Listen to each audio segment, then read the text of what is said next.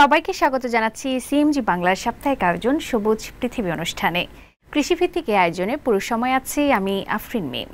কৃষি উৎপাদন আর পরিবেশ বান্ধব নানা ঘটনার ৭-১৭ নিয়ে আমাদের আয়োজন সবুজ পৃথিবী।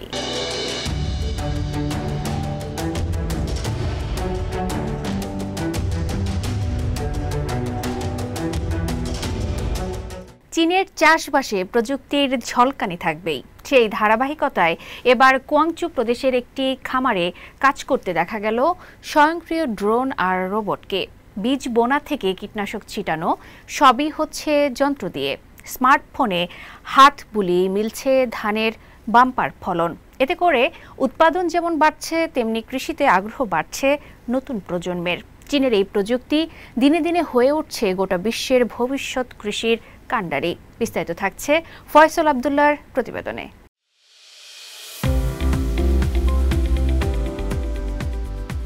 দৃষ্টিনন্দন রোদেলা খেতে সূর্যমুখীর সারি, কিন্তু আশেপাশে নেই কোনো কৃষকের দেখা। গোটা মাঠ জুড়ে ঘুরছে ড্রোন, চলছে মেশিন। এ যেন আধুনিক কৃষির নিঃশব্দ বিপ্লব। চীনের কুয়াংচৌ শহরের সুপার এক্স ফার্ম, এখানকার ঐতিহ্যবাহী চাষাবাদকে বদলে দিচ্ছে প্রযুক্তি প্রতিষ্ঠান XAGI। তারা তৈরি করেছে একটি সম্পূর্ণ স্মার্ট কৃষি ব্যবস্থা, যেখানে বীজ বোনা, পানি দেওয়া, কীটনাশক ছিটানো সবই হচ্ছে স্বয়ংক্রিয়ভাবে। আমি এখানে সূর্যমুখী বীজের মাঝে আছি। কোনো কৃষকের দেখা নেই, কেবল মেশিনগুলো বীজ বপন থেকে স্প্রে পর্যন্ত সমস্ত পরীক্ষা ও কাজ করছে। কৃষি এখন কিভাবে একটি বড় আপগ্রেডেশনের ভেতর দিয়ে যাচ্ছে এবং কিভাবে একটি প্রযুক্তি কোম্পানি স্মার্ট কৃষিকাজকে গুরুত্বপূর্ণ করে তুলছে তা দেখার জন্য আমরা এখানে এসেছি। এই প্রযুক্তি প্রতিষ্ঠানটি এমন একটি উন্নত ধান চাষের মডেল পরীক্ষামূলকভাবে বাস্তবায়ন করছে, যা গোটা চীন জুড়ে বাস্তবায়ন করা যেতে পারে।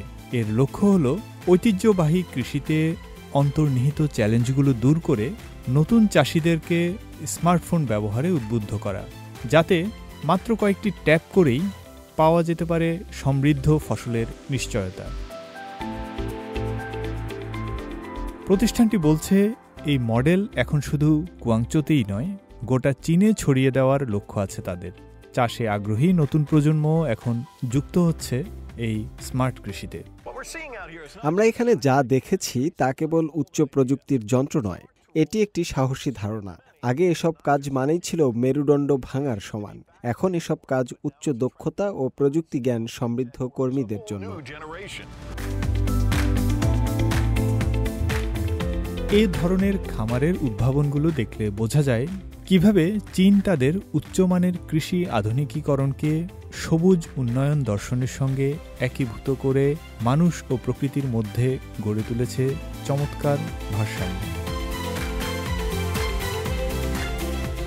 চীন গোটা বিশ্বকে দেখিয়ে দিচ্ছে, মানুষের কষ্ট কমিয়ে প্রযুক্তি যদি খাদ্য উৎপাদনের দায়িত্ব নেয়, তবে কৃষির ভবিষ্যৎ হয়ে উঠবে আরও টেকসই ও সমৃদ্ধ।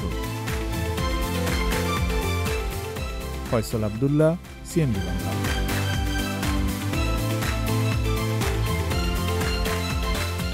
চীনের দক্ষিণ পশ্চিমে সিচাং স্বায়ত্তশাসিত অঞ্চলের এক প্রত্যন্ত তৃণভূমিতে এক তরুণ পরিবেশ প্রেমী শুরু করেছেন এক নীরব বিপ্লব, যেখানে গোবরকে রূপ দিচ্ছেন সম্ভাবনায়, বদলে দিচ্ছেন পরিবেশের ভবিষ্যৎ আর গ্রামীণ জীবনের চিত্র। চলুন দেখে আসি তার অনন্য যাত্রার গল্প।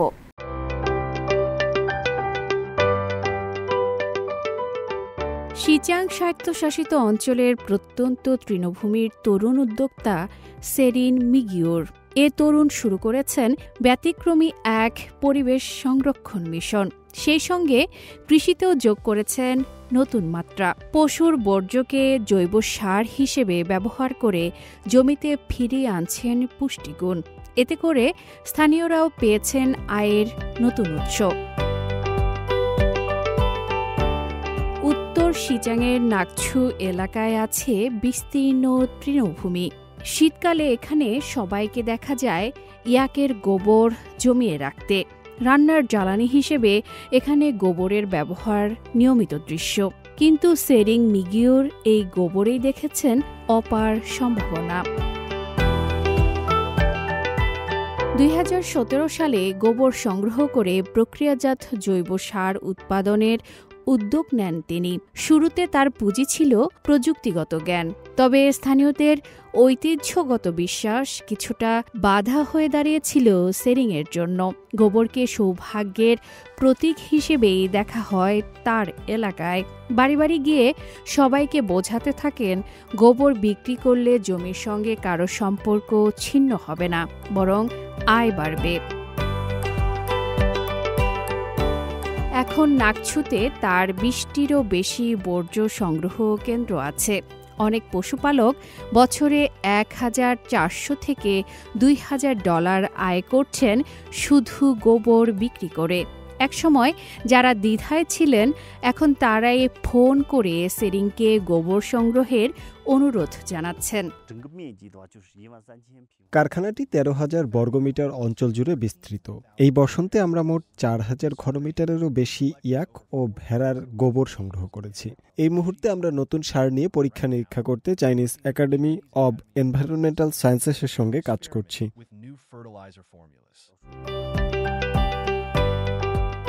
মিগিউরের লক্ষ্য কেবল ব্যবসায়িক সাফল্য নয়, বিজ্ঞানীদের সঙ্গে মিলে ক্ষয়প্রাপ্ত তৃণভূমিতে প্রাণ ফেরানোর চেষ্টাও চালাচ্ছেন। শিচাংয়ের 60তম প্রতিষ্ঠা বার্ষিকী উপলক্ষে তিনি আরও 2টি পরিবেশবান্ধব উদ্যোগ নিচ্ছেন। ইয়াকের গোবর দিয়ে পরিবেশবান্ধব কিছু পণ্য তৈরি ও আকাশ থেকে সারযুক্ত বীজ ছড়িয়ে দেওয়া, পতাকা তৈরি যা তৃণভূমিতে দূষণ ছড়াবে না, এবং ড্রোনের মাধ্যমে ঘাসের বীজ ছড়িয়ে দেওয়া। আমরা উৎসবের সময় বাতাসে প্রার্থনা পতাকা ছুঁড়ে মারি।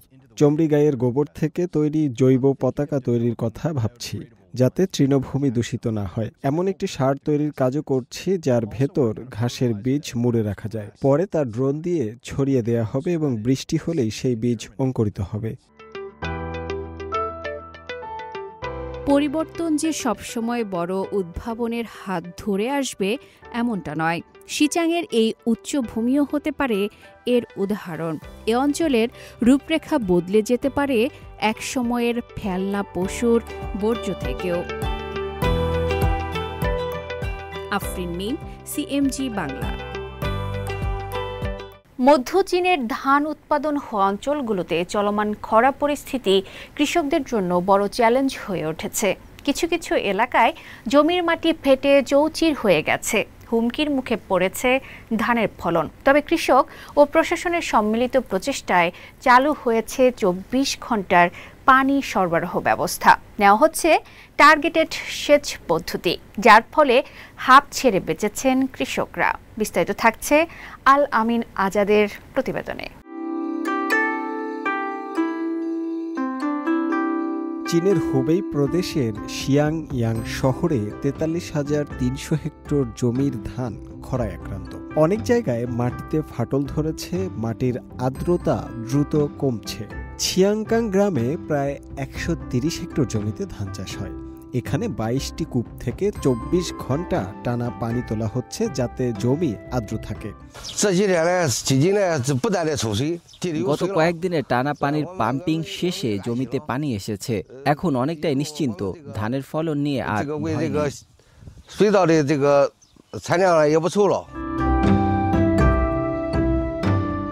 হুবেই প্রদেশের উত্তরাঞ্চলের ধান উৎপাদন অঞ্চলে ভালো ফলন নিশ্চিত করতে শিয়াংয়াং শহরে বিভিন্ন বিভাগ একসঙ্গে কাজ করছে। কৃষি বিশেষজ্ঞরা জমির অবস্থা অনুযায়ী সুনির্দিষ্ট সেচ পরিকল্পনা তৈরি করেছেন। বিদ্যুৎ বিভাগ নিশ্চিত করেছে পানি তোলার পাম্প যেন নিরবচ্ছিন্ন বিদ্যুৎ পায়। অন্যদিকে আবহাওয়া বিভাগ জারি করছে আরও ঘন ঘন সতর্কবার্তা, যাতে মাটির আর্দ্রতার ন্যূনতম স্তরও সুরক্ষিত থাকে। এই সমন্বিত প্রচেষ্টা চলছে ভালো ফসল নিশ্চিত ও খাদ্য নিরাপত্তা বজায় রাখার লক্ষ্যে।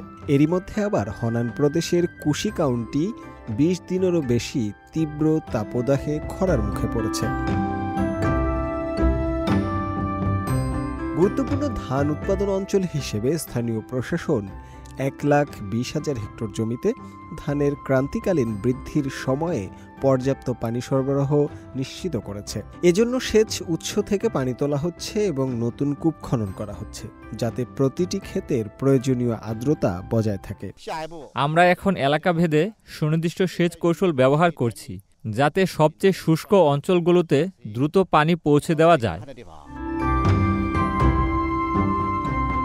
কুশি কাউন্টিতে খরা মোকাবেলা করতে গঠন করা হয়েছে বিশেষ দল, যারা 4টি উত্তরাঞ্চলীয় শহরে নতুন কূপ ও পাম্পিং স্টেশন নির্মাণে কাজ করছে। কৃষি উৎপাদন ও খাদ্য নিরাপত্তা বজায় রাখতে নেওয়া হচ্ছে সর্বোচ্চ পদক্ষেপ। চীনের এই উদ্যোগ প্রমাণ করে প্রযুক্তির সমন্বয় আর সংকল্প থাকলে প্রকৃতির চ্যালেঞ্জকেও জয় করা সম্ভব। ধান ক্ষেত রক্ষা মানে খাদ্য নিরাপত্তা নিশ্চিত করা, আর সে চেষ্টাই চলছে দিনরাত। শুভ আনোয়ার, সিএমজি বাংলা। কৃষি খাতে কৃষক এবং ক্রেতাদের মধ্যে নতুন বাজার তৈরিতে অভূতপূর্ব সাফল্য এনেছে ই কমার্স।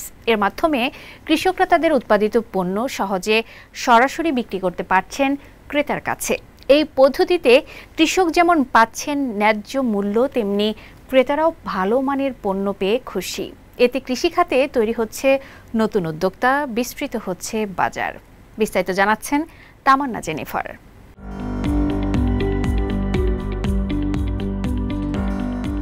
চীনে গ্রামাঞ্চলের বিকাশ ও কৃষিপণ্যের বিক্রি বৃদ্ধিতে সহায়ক ভূমিকা রাখছে ই কমার্স। গ্রামীণ আয় বৃদ্ধির পাশাপাশি উদ্যোক্তাদের করেছে উৎসাহিত। বাণিজ্য মন্ত্রণালয়ের তথ্য মতে চীনে জানুয়ারি থেকে জুন পর্যন্ত কৃষিপণ্যের জন্য ই কমার্স লেনদেনের পরিমাণ বৃদ্ধি পেয়েছে 17.2%। লাইভ স্ট্রিমিংয়ের ক্রমবর্ধমান জনপ্রিয়তার কারণে এই বৃদ্ধি ঘটেছে, যা কৃষকদের তাদের পণ্য প্রদর্শন করতে এবং অনলাইনে গ্রাহকদের সাথে সরাসরি যোগাযোগ করতে সহযোগী হয়ে উঠেছে। উত্তর পশ্চিম চীনের সিনচিয়াং উইগুর স্বায়ত্তশাসিত অঞ্চলের আকসু প্রিফেকচারের একজন ফল চাষী লুও ইউন সাম্প্রতিক লাইভ স্ট্রিমিং সেশনে 3 টন পিচ বিক্রি করেছেন, যার ফলে তার বিক্রি 30,000 ইউয়ান বা $4,100 বেশি। ই কমার্স প্ল্যাটফর্মের মাধ্যমে গ্রাহকদের কাছে সরাসরি বিক্রি করে আমার লাভ 30% বৃদ্ধি পেয়েছে। একই সাথে গ্রাহকরা প্রতি কেজিতে 1 থেকে 2 ইউয়ান ছাড়ের মূল্যে তাজা এবং উচ্চমানের ফল কিনতে পারছেন। দক্ষিণ পশ্চিম চীনের সিচুয়ান প্রদেশের মিয়ানইয়াং শহরে 1 ডজন হেক্টরেরও বেশি বাগান পরিচালনাকারী তেন শেংলিয়ন ই কমার্সের সুবিধাগুলো উপভোগ করছেন দারুণভাবে। সরকার সমর্থিত লাইভ স্ট্রিমিং প্রকল্পের সহায়তায় তেং তার প্রথম লাইভ স্ট্রিমিং ইভেন্টে শত শত অর্ডার অর্জন করেছেন। আমার ফোনের মাধ্যমে আমি সারা দেশের পরিবারগুলিতে আমার ফল বিক্রি করতে পারি, যা ঐতিহ্যবাহী বিক্রয় পদ্ধতিতে অকল্পনীয় ছিল।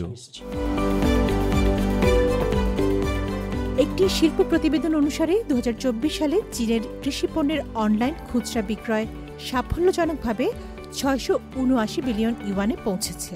ই কমার্সের বিকাশ কৃষিপণ্যের নাগাল প্রসারিত করেছে এবং অর্থনৈতিক প্রবৃদ্ধি উদ্দীপ্ত করার ক্ষেত্রে ভোগের ভূমিকাকে সম্পূর্ণরূপে কাজে লাগিয়েছে। অবস্থা দৃষ্টে মনে হচ্ছে কৃষি ই কমার্স খাতের সম্প্রসারণ শুধু অব্যাহতই থাকবে না। বাজারের আকার 2025 সালের মধ্যে 840 বিলিয়ন ইউয়ান এবং 2035 সালের মধ্যে 2 ট্রিলিয়ন ইউয়ান ছাড়িয়ে যাবে। তামান্না জেনিফার, সিএমজি বাংলা। প্রিয় দর্শক, আমরা অনুষ্ঠানের একদম শেষ পর্যায়ে চলে এসেছি। অনুষ্ঠানটি টেলিভিশনের পাশাপাশি সামাজিক যোগাযোগ মাধ্যমে দেখতে www.facebook.com/cmgbangla এবং ইউটিউব চ্যানেল সিএমজি বাংলাতে ক্লিক করুন। আগামী সপ্তাহে আবার দেখা হবে একই দিন একই সময়ে। সবাই ভালো থাকুন, নিরাপদে থাকুন, আর থাকুন সবুজের সঙ্গে।